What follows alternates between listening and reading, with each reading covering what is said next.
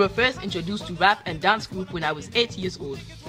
We did not know what it was called back then, but I was impressed with the fact that black fellows knew how to speak English really fast and to the beat. Before we parted to our various evening chores of fetching water and cleaning the lamp, we would say peace out or I'm out. Those were phrases that we had picked out from the rap lyrics we learned.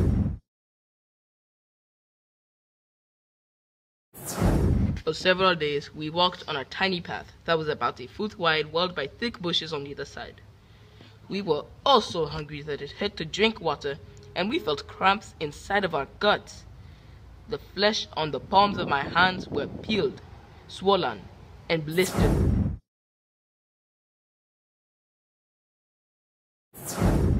It was during the attack in the village of Kamatur that my friends and I separated. It was the last time I saw Junior. They just walked into the village from out of nowhere. 5 days, I walked from dawn to dusk, never coming in contact with any human being. One of the unsettling things about my journey, mentally, physically, and emotionally, was that I was not sure when or where it was going to end.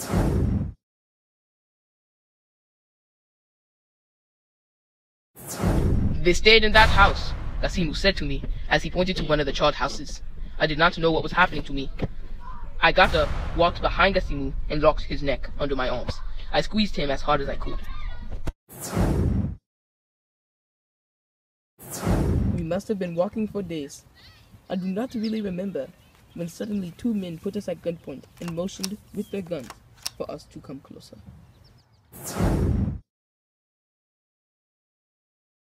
See anyone without a head tie of this color or a helmet like mine, shoot him.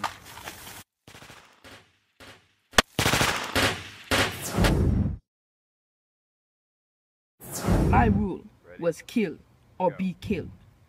You were supposed to slice the throats on the corporal's command. The person whose prisoner died quickest would win the contest.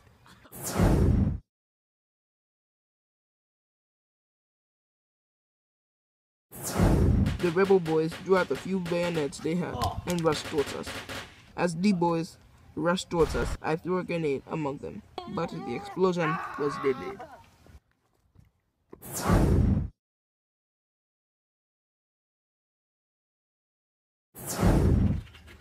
Sometimes I still searched in the pockets of my undershorts, which I still wore, for crumbs of marijuana or cocaine. We would fight for hours between meals for no reason at all.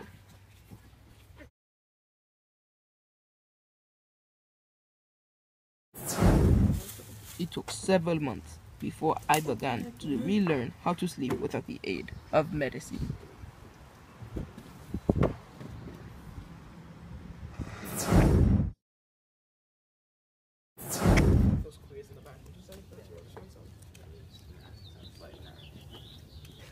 What is it? Is it like a second?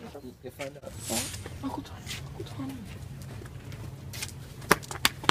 After you're done here, you come and live with me.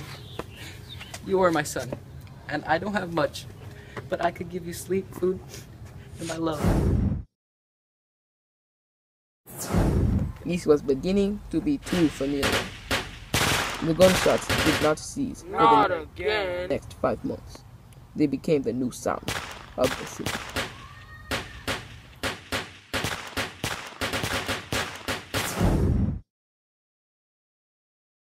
My uncle became very sick. My uncle was buried the next day as he passed away from a vital disease. I sat on the ground next to the grave and talked to my uncle. My aunt had turned herself away from the world and everyone in it after my uncle's death.